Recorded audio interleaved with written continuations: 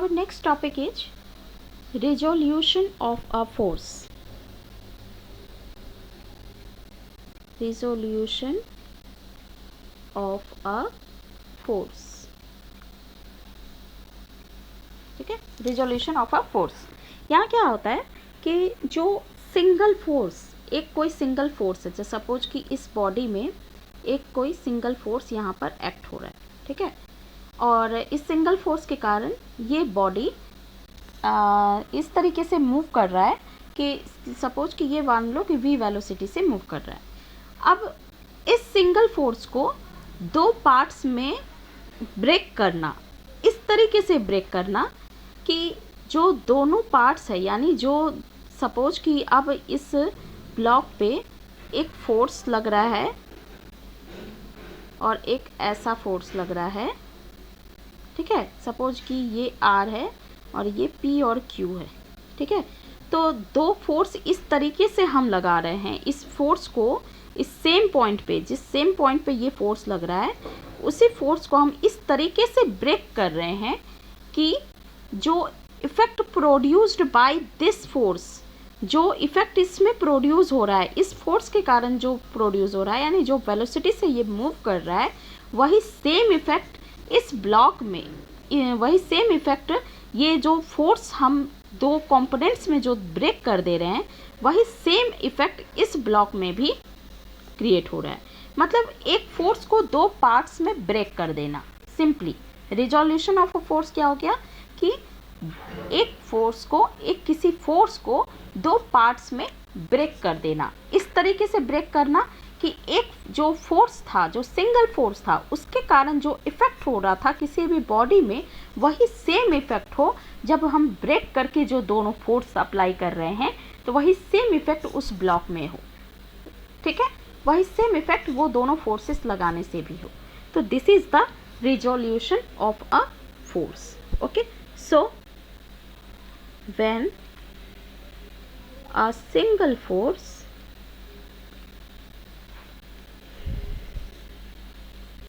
acting on a body is replaced by two forces acting in such a way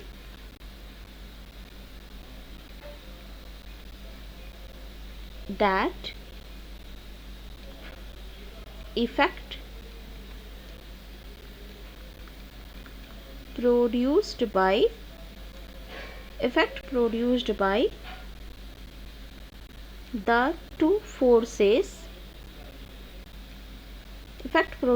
the two forces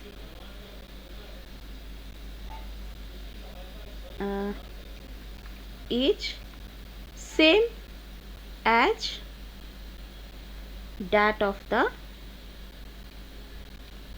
single force. Okay, then these two forces are called components of the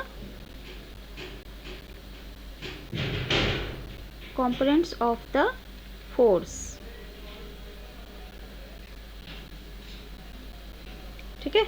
जो दोनों forces हैं जिसमें हम break कर रहे हैं, वो दोनों forces components of the force कहलाते हैं, और द सिस्टम ऑफ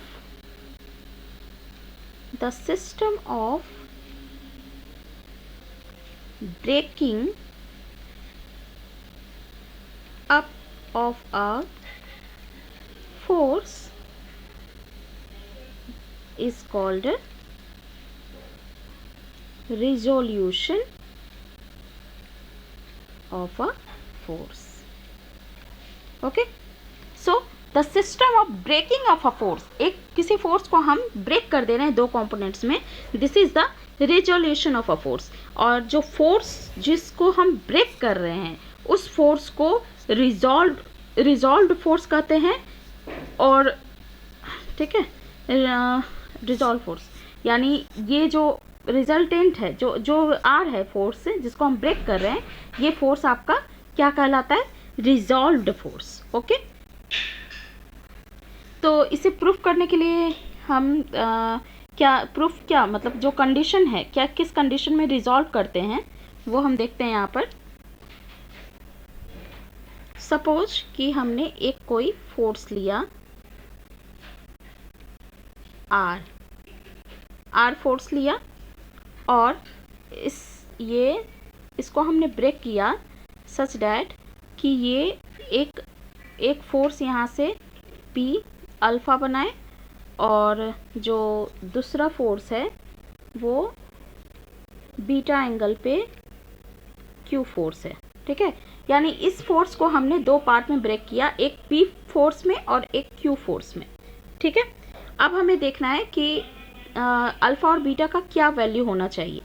यानी ये फोर्स जो हम P और Q दो फोर्सेस में ब्रेक कर रहे हैं, तो उस फोर्स को ब्रेक करने के लिए कितना एंगल होना चाहिए, कितने एंगल पे ब्रेक करना चाहिए। ठीक है, तो क्या हमने कंसिडर किया कि एक रिजल्टेंट फोर्स हमने कंसिडर किया, एक given force, let the given force be R and let it be required to find its components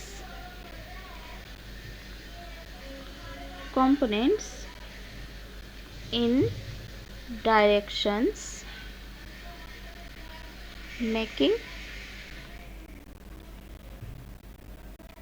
making angles alpha and beta with its line of action।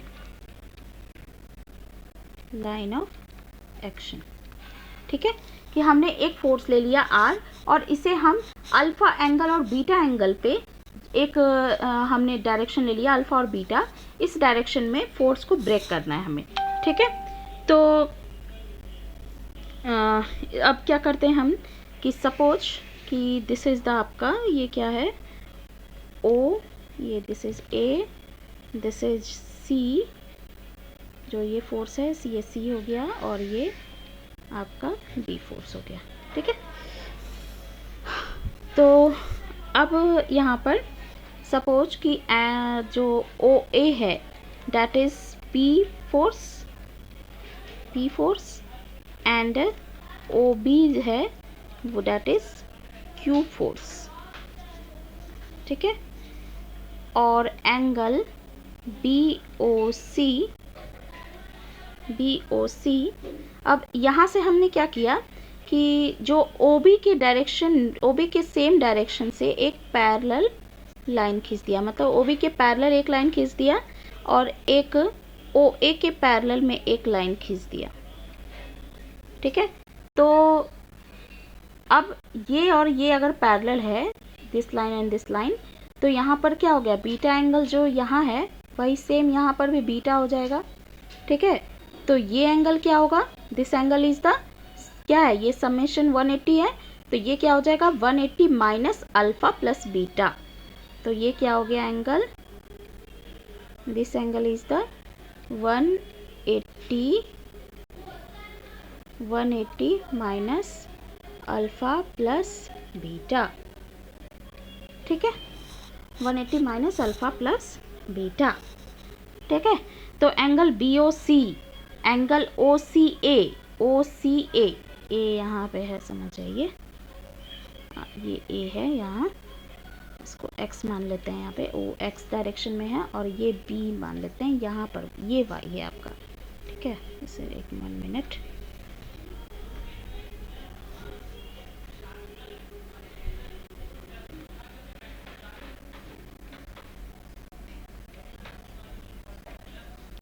ये आपका ओ Y है और ये ओ x है, और जो हमने लाइंस ड्रॉ किए हैं वो इस लाइन के इस क्यू फोर्स के पैरेलल जो लाइन ड्रॉ किए हैं, तो उस जो जहाँ पर मीट किया उसे हम ए कह दिए, और वो जो हम जहाँ पर मीट किया उसे हम बी कह दिए। ठीक है, तो अब यहाँ पर O A is equal to P और O B is equal to Q. Angle B O C is equal to beta is equal to O C A. O C A, this is beta. ठीक है, अब ये beta हो गया, therefore angle O A सी, ये क्या हो जाएगा, angle O A C is equal to क्या हो जाएगा, ये 180 minus alpha plus beta. Clear है?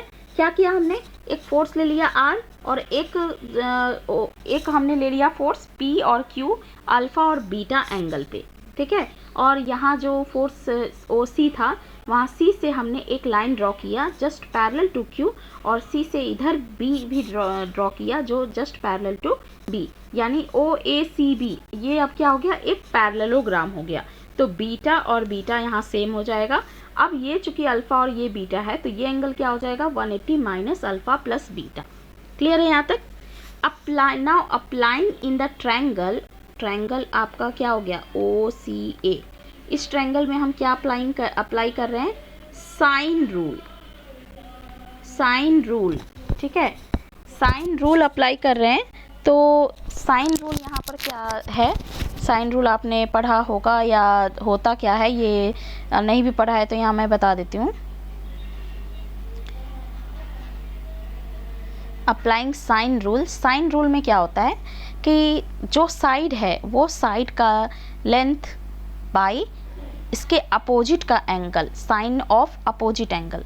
तो यहाँ पे क्या हो जाएगा, ओ ए बाई ओ ए का अपोजिट क्या है, बीटा। ओ ए के जस्ट अपोजिट क्या है, ओ ए से अगर देखें तो अल्फ़ा यहाँ पर इससे रिलेटेड है, इससे लगा हुआ अल्फ़ा एंगल बन रहा है, और ओ ए से लगा हुआ ये 180 माइनस अल्फ़ा प्लस बीटा बना है। तो अपोजिट एंगल कौन सा हो गया, बीटा। ठीक है, तो यहाँ पे क्या हो गया, O A by sine beta is equal to A C by sign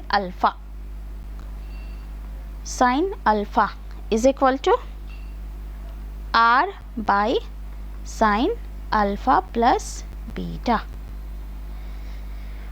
sign या फिर हम ये कहें 180 माइनस अल्फ़ा प्लस बीटा, जो ये एंगल था आपका sine 180 minus alpha plus beta, R by sine 180 minus alpha plus beta. अब साइन पाई माइनस थीटा क्या होता है, साइन थीटा। ये नहीं पढ़े हैं तो याद रखिए, ये सब मैथमेटिक्स में हो सकता है नहीं पढ़े होंगे, तो हो सकता है बाद में बताया जाए मैथमेटिक्स में अभी। ठीक है, तो दिस इज़ द, जो इंटर किए होंगे वो तो उन्हें तो पता ही होगा ये चीज़। तो ठीक है, यहाँ पे क्या हो जाएगा आपको, O C by sine 180 minus alpha plus beta, यानी यहाँ पर अगर हम अब सारे को रिप्रेजेंट करेंगे तो ओ ए क्या है, P by sine beta is equal to A C क्या है, ए सी हाँ, A C is parallel to O B, तो ये क्या हो गया, Q by sine alpha is equal to R by sine alpha plus beta. तो यहाँ से P और Q का वैल्यू निकल जाएगा आपको, P और Q कि जिस कंपोनेंट्स में हमें ब्रेक करना है वो निकल जाएगा। P इज इक्वल टू क्या हो गया, R sine beta by sine alpha plus beta, और Q इज इक्वल टू क्या हो गया, R sine alpha by sine alpha plus beta. ठीक है, तो इस तरीके से हम ब्रेक कर सकते हैं किसी भी फोर्स को किसी भी एंगल पे। ठीक है, P की बात करें तो फॉर्मूला याद रखने के लिए हम बता रहे हैं, P की जिस तरह का लेना है, जिस तरफ का कंपोनेंट लेना है उसके अपोजिट वाले एंगल कंसिडर हो रहा है यहाँ पे। ठीक है, P लेना है तो R sine beta by total angle, sine of total angle, sine alpha plus beta. Q लेना है तो R sine alpha by sine alpha plus beta, ठीक है। अब इसी तरह अगर हम यहाँ पर 90 डिग्री में अगर हम कंपोनेंट्स लेना चाहें, ठीक है, let the force is resolve along perpendicular directions, ठीक है, 90 डिग्री पे लेना चाहें, इसका मतलब क्या है कि जस्ट सपोज कि this is O C R, इसको हम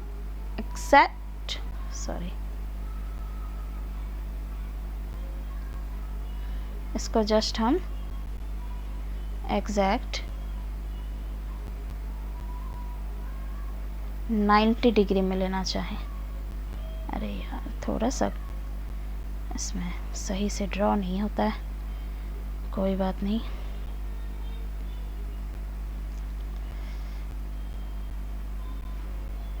ठीक है, तो 90 डिग्री पे एंगल हम लेना चाहें अगर आर को, यानी अल्फ़ा प्लस बीटा 90 डिग्री, ये अगर 90 डिग्री हो जाए, ठीक है, तो क्यू और पी, तब यहाँ पर क्या हो जाएगा, क्या हो रहा है यहाँ पे, alpha plus beta is equal to 90 degree. Okay, suppose तो यहाँ से निकाल लेते हैं हम बीटा का अल्फ़ा के टर्म में, तो 90 माइनस अल्फ़ा हो जाएगा।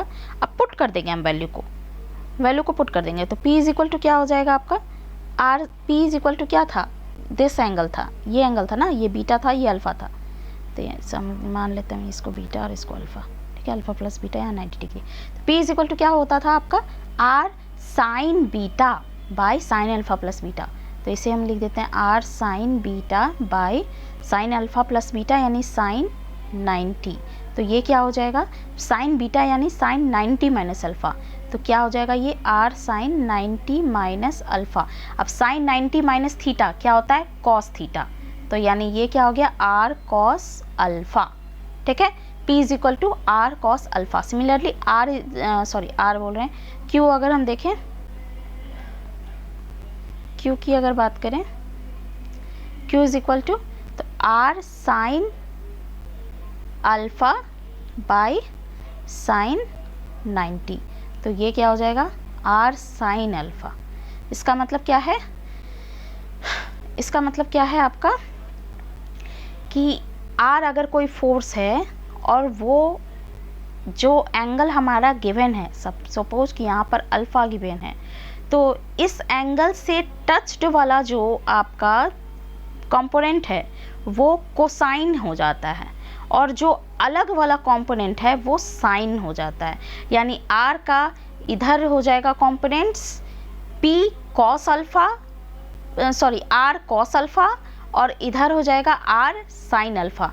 कि जैसे यहाँ पर सपोज कि आपको एक फोर्स है आर और यहाँ आपका गिवन है एंगल अल्फ़ा, ठीक है, 90 डिग्री पे है ये, तो इसको अगर हम देखें कंपोनेंट्स इसका क्या होगा इधर इधर, तो जो भी पार्ट अल्फ़ा से टच्ड है उसे हम आर कॉस अल्फ़ा कर देंगे, और जो आपका डिस्टेंस पे है वो क्या हो जाएगा आर साइन अल्फ़ा। सिमिलरली अगर यहाँ पर आर है और सपोज कि यहाँ पर बीटा आपको यहाँ पर दिया हुआ है या अल्फ़ा जो भी यहाँ पर आपको दिया हुआ है, तो क्या हो जाएगा, ये आर है अगर, तो यहाँ हो जाएगा आर कॉस बीटा और ये हो जाएगा आर साइन बीटा, ठीक है। जो एंगल से टच्ड है उसका कॉस कंपोनेंट हो जाता है, ठीक है। तो ये याद रखिएगा, ये आपको हर जगह किसी भी सब्जेक्ट में, जो भी आपके सब्जेक्ट्स हैं हर सब्जेक्ट्स में इसका यूज होता है। तो ये आपको याद रखना है कि जो एंगल से टच्ड कंपोनेंट है वो कोसाइन हो जाता है, और जो इससे अलग हैं वो साइन कंपोनेंट हो जाता है। ओके, नाउ अब हम एक क्वेश्चन, एक न्यूमेरिकल पे आते हैं, गिवन है आपका क्वेश्चन है the resultant of two forces is 10 Newton and it is inclined at 60 degree.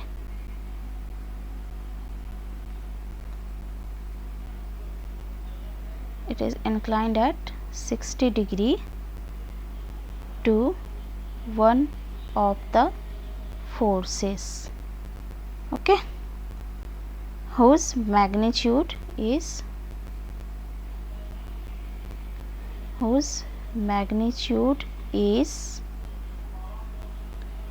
5 Newton, ठीक है। Determine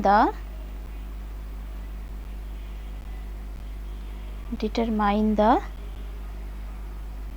magnitude and direction of other force, ठीक है।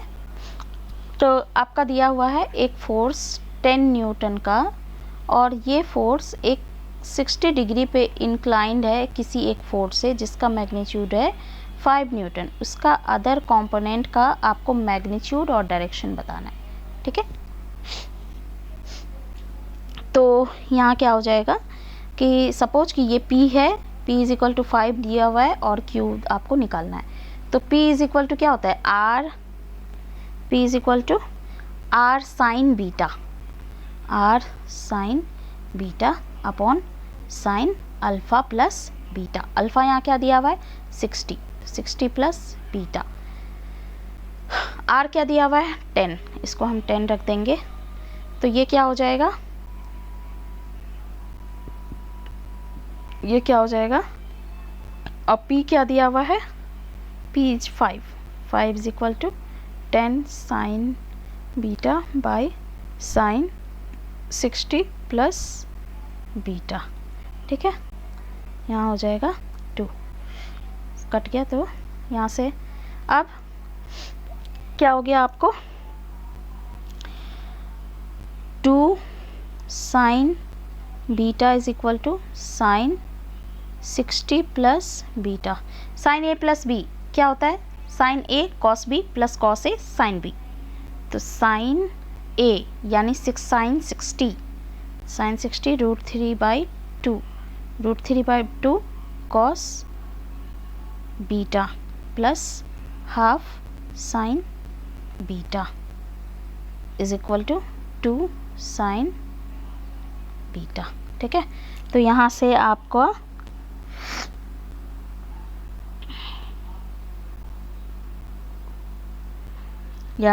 क्या हो जाएगा 2 sine beta is equal to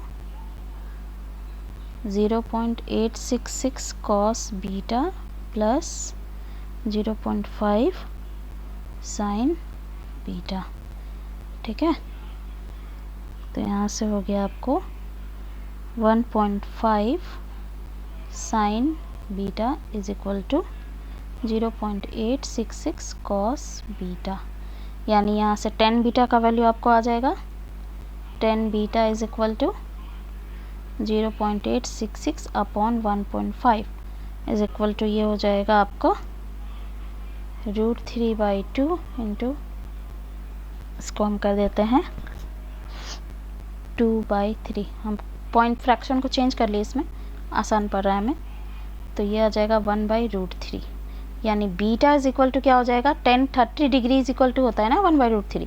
तो बीटा इज इक्वल टू हमारा 30 डिग्री आ गया, ठीक है। यही यानी अदर फोर्स का डायरेक्शन अगर देखें तो 30 डिग्री पे ये है, ठीक है। और अगर मैग्नीट्यूड की बात करें तो Q इज इक्वल टू क्या होता है R sine alpha by sine alpha plus beta. तो यहाँ से क्या हो जाएगा R साइन अल्फ़ा क्या है, सॉरी R की जगह हम लिख देते हैं यहाँ पे 10 साइन 60 बाई साइन 30 प्लस 60 90। तो यहाँ से आ जाएगा आपको 10 √3/2 इज इक्वल टू ये हो जाएगा